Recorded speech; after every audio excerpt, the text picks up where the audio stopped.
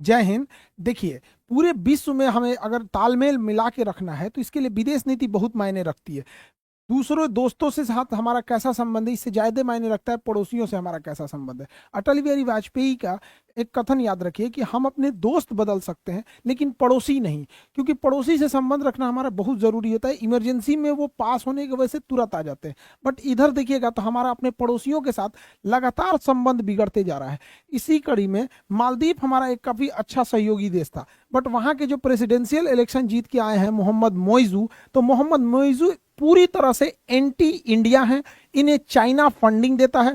पूरा इलेक्शन ही इनका कैंपेन चला था, इंडिया आउट, इंडिया को बाहर करो, इंडिया को बाहर करो। इनकी पूरी तरह से फंडिंग दी गई थी चाइना की ओर से, और इन अनफॉर्चुनेटली भारत के लिए बुरी खबर है, अच्छा बात नहीं है, बट ये जीत गए हैं। अब ये छोटे देश क्या है ना, अपने पर्सनल प्रॉफिट के लिए और चाइना के इन्फ्लुएंस में आके पूरी तरह से एंटी इंडियन हो जाते हैं मालदीव। हालांकि भारत से लाखों टूरिस्ट हर साल मालदीव घूमने जाते हैं। यहाँ पर मालदीव का खैर पर्यटन के लिए मालदीव ठीक है, नो डाउट हमारा अच्छा संबंध भी रहा है। वहां तख्ता पलट करने से हम लोग बचाए भी थे उस समय, हम लोग अब्दुल्ला गयूम के समय, तो एक पुराना कहानी है, उसको किसी और वीडियो में चर्चा करेंगे। अब इनका एक कैंपेन ही चला था चाइना के समर्थन में आके कि इंडिया आउट, इंडिया को ये बाहर करना चाहते थे।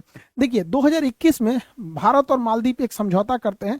मालदीव का एक आइलैंड है उथुरू थिला फालू, ये उटपटांग नाम है, उनके भाषा का नाम है। इस आइलैंड पर भारत मालदीव के लिए एक कोस्ट गार्ड स्टेशन बना रहा था, एयरपोर्ट बनाया था, और उनकी ट्रेनिंग के लिए यहाँ पर भारत ने अपने कुछ जहाज़ों को भेजा था, और इसमें जयशंकर साहब भी थे, और काफ़ी डेवलपमेंट को लेके ये आगे बढ़ गया था। और सिर्फ मालदीव चूंकि यहाँ मेजर शिपिंग रूट पे है, यहाँ पे भारत का भी पकड़ बनाना जरूरी है यहाँ पे।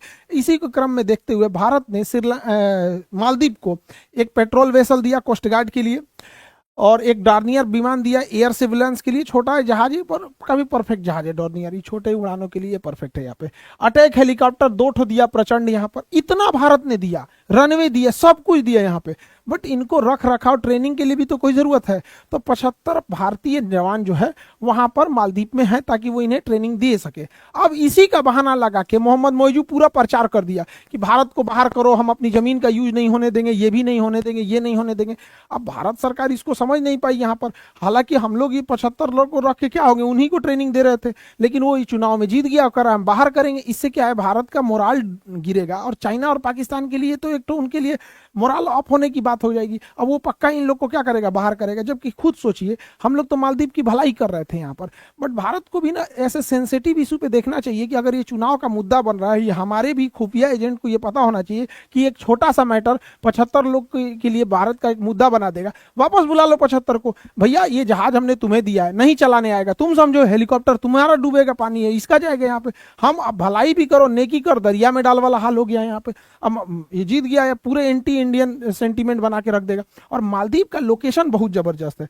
मालदीव को अगर आप देखेंगे तो मेजर शिपिंग रूट पे है, सिंगापुर की भी पूरी जहाजें यहीं से जाएगी, वियतनाम की भी जाएगी, इंडोनेशिया की भी जाएगी, हांगकांग का, चाइना का, यहाँ से ताइवान का, मालदीव ये सॉरी फिलीपीन, जापान, सब इसी रूट से जाते हैं। तो चाइना इस रूट में दबदबा जानना चाहता था। अब यहाँ पे भारत की मौजूदगी चाइना को खलती थी, चाइना इस मामले में सफल होता दिख रहा है यहाँ पे। और चाइना की स्ट्रेटजी बड़ा तेजी से इंडियन ओशियन की ओर बढ़ी है। अगर आपको याद होगा पिछले साल, तो चाइना का स्पाई जहाज था यांग विंग 5, ये श्रीलंका की ओर बढ़ रहा था। यहाँ पे बीच में खबर आई थी कि श्रीलंका इसे डॉक करने नहीं देगा अपने हम्बनटोटा बंदरगाह पे, लेकिन फिर भी ये बढ़ता गया और भारत के लाख विरोध के बाद ये हम्बनटोटा बंदरगाह पे डॉक कर गया। चाइना की डेप ट्रैप नीति है, उसकी कर्ज की जाल की नीति को हम अगले वीडियो में समझा देंगे कि कैसे वो भारत को घेर रहा है। उसके अगले वीडियो में हम आपको ये समझा देंगे कि भारत उसका कैसे काउंटर कर रहा है। बट अभी वो हम्बनटोटा बंदरगाह को लीज पे ले चुका है यहाँ पर, और यहाँ उसने डॉक कर दिया यहाँ पे। लेकिन भारत की ये तो डिप्लोमेटिक हार हो जाती है यहाँ पे। तो हमारे पड़ोसी से संबंध देख रहे हैं, मालदीव से बिगाड़ दिया, श्रीलंका से बिगाड़ दिया यहाँ पर। अब देखते चलेंगे एक एक करके। तो मालदीव और श्रीलंका तो चले ही गए यहाँ पे। अब म्यांमार में आंग सान सू की भारत में थी, शरण ली थी, भारत से पढ़ी हुई थी, तो ये भारत के समर्थन में थी। बट चाइना के सहयोग से मालदीव में यहाँ पे म्यांमार में, मालदीव नहीं म्यांमार में, तो म्यांमार में सैनिक तख्ता तख्ता पलट हो गया। अब ये सैनिक तख्ता पलट चाइना के फेवर में चला गया, और हमारा यहाँ से जो लुक ईस्ट पॉलिसी थी, इंडिया सिंगापुर हाईवे था, ये सब ठंडे बस्ते में चला गया। अब ये अशांति हो गई यहाँ पे, तो एक और से मालदीव म्यांमार भी चला गया यहाँ पे। तो हमारे देखेंगे लाइन से पड़ोसियों को देखेंगे तो डिस्टर्ब करके रखा हुआ है चाइना। यहाँ चाइना अपने नीति में कामयाब होते जा रहा है, और भारत को भी एग्रेसिव पड़ोसी नीति को देखना होगा, और हमारी मीडिया को भी ये मुद्दे उठाने पड़ेंगे। खैर, हम अपनी मीडिया से क्या ही उम्मीद कर सकते हैं, उन लोग को ही पता रहे तब तो उठाएंगे लोग यहाँ पे। अब इधर देखिए, अब यहाँ पे अगर गौर करेंगे तो हमारा हमेशा से अच्छा दोस्त भूटान, भूटान के विदेश मंत्री चाइना जाते हैं। अब ये क्या हो रहा है कि चाइना क्या कर रहा है, भूटान के ऊपरी भाग पे कब्जा करने की धमकी दे रहा है, कह रहा है कि हम ये नहीं करेंगे, बदले में तुम डोकालाम हमको दे दो। अब ये डोकालाम का अगर सेटलमेंट कर लेते हैं तो भारत के लिए सरदर्द हो जाएगा डोकालाम यहाँ पे, क्योंकि एकदम पतला रास्ता है ये चिकन नेक यहाँ पे। हालांकि इस चिकन नेक को भी काटने के लिए कई रास्ते यहाँ से बनाए जा रहे हैं, बट वो अंडर प्रोसेस है। भारत का काम जानते ही थोड़ा सा स्लो हो जाता है। अब वही बात करेंगे यहाँ पर ढाका यानी बांग्लादेश का, तो ये हमेशा तराजू लेके बैठल रहता है, चाइना से फायदा है कि इंडिया से फायदा है, चाइना से इंडिया से। वही हाल नेपाल का है। नेपाल में अभी देखे थे ओली साहब के गवर्नमेंट में पूरी तरफ से एंटी इंडियन हो गए थे। कभी कहते थे कि राम जी भारत के ही नहीं हैं, नेपाल के हैं। अरे भैया, हमारे यहाँ अयोध्या के हैं राम जी। ऐसा नहीं स्टेटमेंट वो देते थे। आप लोग को पता नहीं याद होगा कि नहीं, 2020 का मैटर है।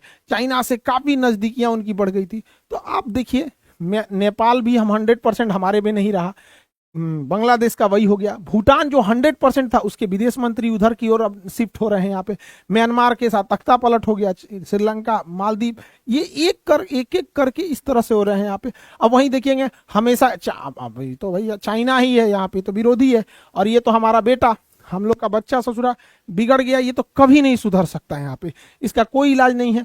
अब ऐसे अब आगे देखते हैं अफगानिस्तान ईरान में अगर हम देखेंगे यहाँ पे, तो इधर से तो बिगड़ते ही चला गया। यहाँ पे इन सारे देशों के साथ रिश्ते हमारे धीरे धीरे खराब हो रहे हैं। यहाँ से तो खराब ही था। अफगानिस्तान से हमारा पब्लिक टू पब्लिक सेंटिमेंट बहुत अच्छा है, मतलब अफगानिस्तान के लोग really love Indians.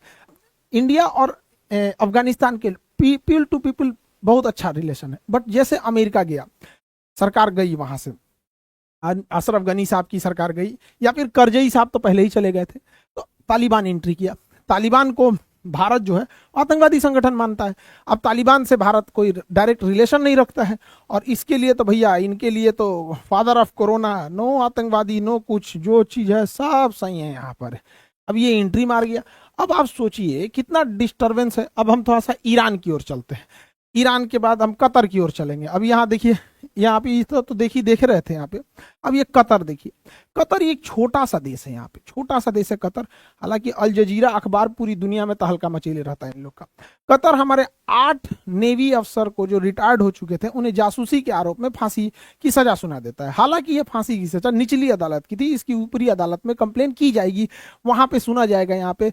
But Bharat के तीनों लोग का एकदम, मतलब विदेश मंत्री, रक्षा सलाहकार, प्रधानमंत्री पूरी तरह से लगे हुए हैं, क्योंकि अगर ये फांसी की सजा हो जाती है तो रिलेशन काफी खराब हो जाएंगे। हालांकि इसके चांसेस बहुत कम है, क्योंकि अपर कोर्ट में जाना होगा, फिर डिप्लोमेटिक चीजें आ जाती हैं, उसमें काफी लंबा प्रोसेस हो जाता है। बट ये सजा सुना देना ही अपने आप में एक बहुत मतलब रिलेशन के लिए अच्छा नहीं है। यहाँ पर इन लोग पे आरोप लगा कि कतर जो है वो इटली से सबमरीन खरीद रहा था।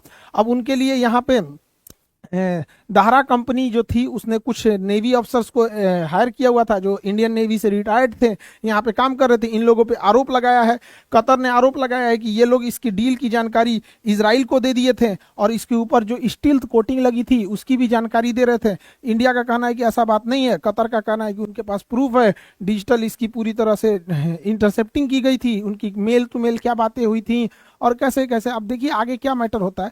बट कतर और भारत के रिश्ते बहुत बेहतरीन है। ऐसा नहीं है कि हम लोग के रिश्ते दोनों एक दूसरे के लिए बहुत ज्यादा जरूरी है। भारत मिडिल ईस्ट में तीसरा सबसे ज्यादा अगर किसी को निर्यात करता है तो कतर को करता है। कतर में कुल जनसंख्या के 33% तो भारतीय हैं, 1/3 तो भारतीय ही रहते हैं कतर में। देखिए हम दोनों की एक दूसरे पे डिपेंडेंसी है। अभी मीडिया में देख रहे थे तो कह रहे थे कतर बर्बाद हो जाएगा। भैया हम दोनों की डिपेंडेंसी है। देखिए हमारा 50% जो गैस है, एलपीजी, एलएनजी और ये एलपीजी जो भी गैस है, 50% के मामले में हम कतर पे डिपेंडेंट है। वहीं अगर कतर की बात करेंगे तो कतर का जितना वर्क फोर्स है कतर में जितनी इंफ्रास्ट्रक्चर बनता है, वर्क फोर्स है, उसमें सबसे ज्यादा इंडियंस काम करते हैं। तो भैया हमारे रिलेशन खराब होंगे तो हमारा गैस सप्लाई ठप होगा, तो उसके यहाँ वर्क फोर्स कम हो जाएगा। दोनों के लिए ये घाटे की बात है, अच्छी बात नहीं है। हम दोनों अगर वहां पे जो विदेशी काम करते हैं वहां से वो 6,000 करोड़ यानी $700 मिलियन भारत में भेजते हैं, यहाँ पे 6,000 करोड़। तो जितने लोग विदेश में काम करते हैं, आप सब लोगों को हाथ जोड़कर धन्यवाद देते हैं। आप सब सैल्यूट के लायक है कि आप भारत से बाहर अपने परिवार से दूर रहते हैं, बाल बच्चों से दूर रहते हैं, वहां काम करते हैं, वहां का खाना पानी पीते हैं, सब कुछ करते हैं वहां पे, बट वहां के बाद वहां मेहनत करके खून पसीना से अपनी कमाई करके भारत को भेजते हैं। और भारत की अर्थव्यवस्था में एक फॉरेन रिजर्व एक बड़ी मात्रा में आता है, जिन्हें हम लोग नकार देते हैं या फिर हम लोग उतना इंपॉर्टेंस नहीं दे पाते हैं जितना हमारे उन भाइयों को मिलना चाहिए। तो जितने भी यूरोप में, गल्फ कंट्री में, ज्यादातर तो गल्फ कंट्री में है या विदेश में काम करते हैं, चाहे वो अपर लेवल के हो, टेक्निकल हो या लेबर हो, सारे लोग सैल्यूटेबल, पूरा देश आपका सम्मान करता है यहाँ पे। और भारत सरकार भी पूरी कोशिश करेगी कि 8 नौसैनिकों को कैसे भी करके उनकी सजा को कम कराया जाए या फिर पूरी तरह माफ कराया जाए। जो भी अब कानूनी चीजें हैं, डिप्लोमेटिक चीजें, ये देश के हायर अथॉरिटी ज्यादा बेहतर ढंग से उसे समझेगी। अब हम ईरान को देखते हैं। अब आप गौर कर रहे हैं कि हमारे रिश्ते कैसे लाइन से बिगड़ते जा रहे हैं, बहुत उटपटांग होते जा रहा है यहाँ पे। अब देखिए यहाँ पर ईरान को देखते हैं। ईरान को अगर देखेंगे तो ईरान की मजबूरी क्या है। ईरान अमेरिका और इजराइल के एकदम रडार पे है। यहाँ पर ईरान परमाणु बम बनाना चाहता है और इजराइल किसी कीमत पे इसे नहीं बनाने देना चाहता है। यहाँ पर अगर ये इजराइल परमाणु बम बना लिया तो हिजबुल्ला या हमास को दे देगा, वो निपटा देंगे सब इजराइल को, इसलिए वो इनका परमाणु प्लांटे उड़ा देता है यहाँ पे। अब देखिए ध्यान से, यहाँ पे ईरान जो है ये अपने सैंक्शन को बचने के लिए भी करता है। ईरान भारत से अच्छा रिलेशन रखता है, लेकिन भारत का उसी के साथ इजराइल से भी बहुत अच्छा दोस्ती है। अब ईरान कंफ्यूजन हो जाता है कि भारत को अगर ईरान और इजराइल में चुनना होगा तो भारत के लिए क्या है ना कि क्योंकि पेट्रोलियम तो हम कहीं से ले सकते हैं, चाबहार बंदरगाह भी लेना है, तो भारत भी कंफ्यूज हो जाता है। इसलिए ईरान भी भारत को बैलेंस करने के लिए चाइना से भी दोस्ती बना के रखता है। तो ईरान भारत को ना बैलेंस में रखना चाहता है, वो एक तरफा नहीं जाना चाहता है। ईरान का रूस से भी अच्छा दोस्ती है, इसलिए भारत भी अच्छा दोस्त है। ईरान चाइना भी है यहाँ पे, तो ये बड़ा खोचपोच हो गया है यहाँ पे। एक तरह का वो वाली मतलब घनिष्ठता वाली चीजों में कमी आ रही है। तो आप देखिए भारत का ना अड़ोस पड़ोस में पता नहीं क्या होते जा रहा है। यहाँ पे नजर उजर लग गया क्या भारत को यहाँ पे? तो इस पे अभी बहुत जल्दी करने की जरूरत है। यहाँ मालदीव आंख दिखा रहा है, श्रीलंका, जिसको देखिए यहाँ पे क्या समझ रखा है यहाँ पे। तो थोड़ा सा रिलेशन गड़बड़ हो गया। हालांकि इंटरनेशनल रिलेशन में उतार चढ़ाव आते रहता है। यहाँ पर ईरान के साथ ये है कि भारत के रिश्ते इजराइल से बेहतर हैं, इसलिए ईरान को भी पूरी तरह भारत को आप समझते हैं कि इन दोनों का एकदम कट्टर दुश्मनी है और हम लोगों का एकदम दोस्ती है। तो थोड़ा सा बैलेंस करना ईरान के लिए भी बड़ा मुश्किल हो जाता है। वहीं अगर इजराइल को देख लेंगे तो भाई दोनों में, हमास और इजराइल में, ये हमास वाला 5,000 6,000 रॉकेट मार दिया सब वहां पे। ये नहीं देखा सब महिला है, बच्चा है, बूढ़ा है, धड़धड़ा के मार दिया। अब ई भाई साहब मारना चालू किए हैं, पूरा गाजा समेट दिए हैं भाई। तो भाई देखिए ना, इन लोग को स्टार्ट करना चाहिए, इन लोग को भी भाई साहब थोड़ा, छोटे बच्चे और महिला दोनों ओर से ध्यान देने की जरूरत है। अब क्या कहिएगा, इन लोग को आपस में लड़ाई करता है यहाँ पे। अब देखिए इजराइल और इजराइल के समर्थकों का कहना है कि इजराइल की भाषा बोलो, और हमास और फिलिस्तीन के समर्थनों का कहना है कि उनकी भाषा बोलो। भाई हम लोग की देश का प्रॉफिट एंड लॉस भाड़ में जाए, हमारे देश के लिए क्या सही है क्या नहीं ये मायने नहीं रखता है। भाई हम लोग वही काम कर सकते हैं जो विदेश नीतियां जिसके हिसाब से फिट हो यहाँ पर, तो हम लोग को उसी हिसाब से देखना है। अब जैसे यहाँ पर पहले तो फिलिस्तीन वाला एरिया का तो देखते हैं, इजराइल वगैरह, हालांकि ये एक अलग टॉपिक का विषय है। इजराइल फिलिस्तीन क्या हुआ था, ये 1946 का नक्शा है, पूरा फिलिस्तीन था, थोड़े मोड़े एरिया में यहूदी आके बसना चालू किए थे जर्मनी से, जब वहां से हिटलर मारा था। यहाँ पर 1947 में फिलिस्तीन के लोगों का कहना है, पहले हम लोग फिलिस्तीन के लोगों का सुन लेते हैं, फिर इजराइल का क्या कहना है उसको समझ जाते हैं। चलिए अब ध्यान से, पहले फिलिस्तीन का फिर इजराइल का देख लेते हैं। 1947 में ये व्हाइट वाला एरिया जो है वो इजराइल को मिल जाता है और ये ग्रीन वाला फिलिस्तीन को मिल जाता है। फिलिस्तीन ने कहा हमारा विभाजन नहीं हो सकता है। हम मानते हैं फिलिस्तीन वाले, आपको लगा होगा आपका विभाजन नहीं हो सकता, ये याद रखिए 1947 हमारा भी विभाजन उसी समय हुआ था, तो हमें भी तकलीफ हुआ था। जिस तरह से इजराइल, जिस तरह से अगर फिलिस्तीन को बांटना गलत है तो भारत को भी बांटना गलत है। फिलिस्तीन को भी अंग्रेजों ने बांटा था, भारत को भी अंग्रेजों ने बांटा था। अगर अंग्रेज नहीं बांटे रहते तो फिलिस्तीन इतना बड़ा होता, हमें भी नहीं बांटे रहते, हम भी इतना बड़ा रहते, पाकिस्तान हमारा रहता, अफगानिस्तान हमारा रहता, म्यांमार हमारा रहता, बांग्लादेश हमारा रहता, फिर हमें भी तकलीफ होता है। अलग बात है कि हम लोग अपने विकास के काम में लग गए हैं, जितना है उतने में ही हम लोग कहते हैं कि चलो भैया अब जो होना था उस पर रोना रोना छोड़ दो, हटते हैं यहाँ पे। तो एक तो फिलिस्तीन का ये कहानी हो गया यहाँ पे, ठीक है। उसके बाद कैसे कैसे गया, अब तो 9% छोड़ा है और ये गाजा को भी बहुत जल्दी लपेट देगा वो पूरी तरह से इसराइल। अब इसराइल का क्या कहना है, इसराइल का कहना है 2000 साल पहले हम यहीं रहते थे भैया, 50 साल तक अगर आदमी अपने खेत में नहीं जाए तो दूसर को जोत लेता है, 100 साल आप बताइए परदादा परदादा के समय, 2000 साल बाद ही लौट के आए हैं। तो चलो भैया इजराइल, अगर तुम 2000 साल बाद लौट के आए हो और तुम्हारा ये पूरा हो जाता है तो फिर 2000 साल पहले तो ये पूरा भारत था। अशोक, हमारे बिहार का अशोक सम्राट, उसका तो एशिया माइनर तक अभिलेख मिला है यहाँ पर एरिया में। चोल शासक ने इंडोनेशिया पे कब्जा कर लिया था, वो तो 1500 साल पहले का कब्जा किया था। तो सबकी अपनी अपनी भाषा है, कोई क्या कह रहा है कोई क्या कह रहा है, लेकिन मानवता को भी ध्यान में रखना चाहिए। हमास और इजराइल दोनों की लड़ाई में इनको और ये दोनों लोग यहाँ पे जब हमास मारे तो पैरासूट से एकदम पबजी स्टाइल में नीचे बच्चा मर रहा है, बूढ़ा मर रहा है, लड़का है लड़की है, कोई ध्यान नहीं रखना है। ईभी मारा है तो ईभी ने ध्यान नहीं रखा है। ये लोग का अपना अलग मैटर है, किसी अन्य वीडियो में हम लोग उसकी चर्चा करेंगे यहाँ पर, क्या क्या हुआ क्या नहीं हुआ यहाँ पर अलग अलग में। अब देखिए दुनिया किस डायरेक्शन में जा रही, जिसकी लाठी उसकी भैंस।